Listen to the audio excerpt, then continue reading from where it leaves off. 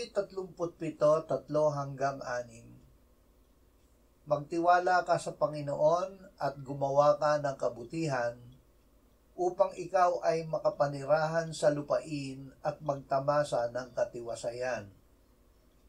Sa Panginoon ikaw ay magpakaligaya at ang mga nasa ng iyong puso sa iyo'y ibibigay niya.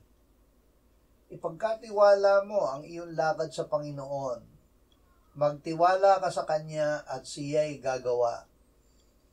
Ang iyong pagiging walang sala ay pakikinangin niyang gaya ng liwanag at ang iyong pagiging matuwid na gaya ng katanghaliang tapat.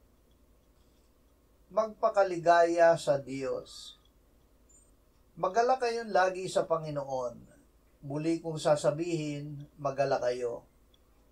Malaman nawa ng lahat ng mga tao ang inyong kahinahunan. Ang Panginoon ay malapit na.